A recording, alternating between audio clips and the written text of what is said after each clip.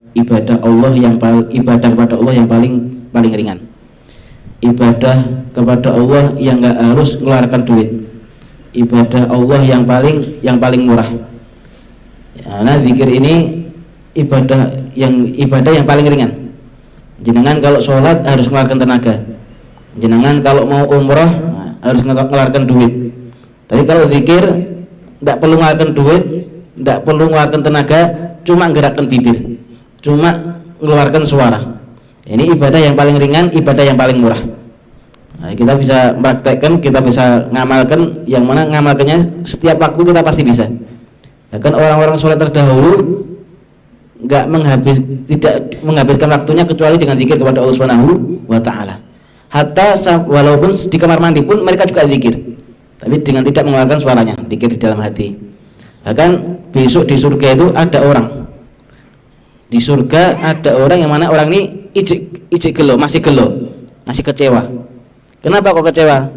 Karena ada waktu 1 detik yang aku gak gunakan untuk zikir kepada Allah Subhanahu wa Ta'ala.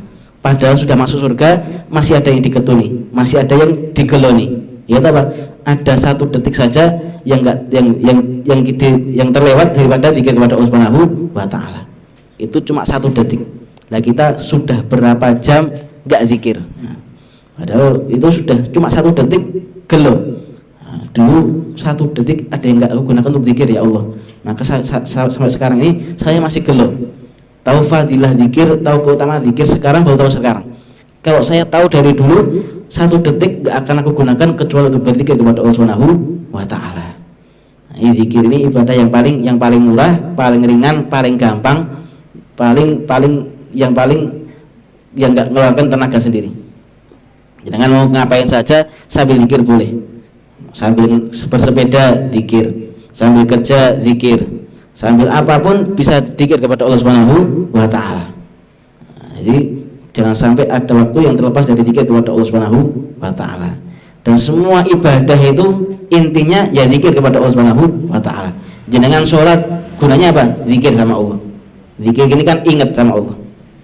Jenengan puasa ya tujuannya apa? Zikir sama Allah. Jenengan sedekah tujuannya apa? Juga zikir kepada Allah Subhanahu wa Ta'ala. Lalu semua ibadah di dalam agama Islam ini tujuannya intinya adalah zikir kepada Allah Subhanahu wa Ta'ala. Ingat sama Allah Subhanahu wa Ta'ala. Maka ada itu sekarang paham-paham yang nyeleneh, gak sholat dia ini, tapi ditanya kamu sudah sholat? Sudah. Sholat kan apa tujuannya apa? Zikir. Nah, sekarang sudah ingat Allah. Nah, sekarang aku sudah sholat. Ini juga sama sekarang banyak itu. Dia nggak sholat tapi bilangnya sholat. Tanya kamu nggak sholat kenapa? Ya, aku sudah sholat.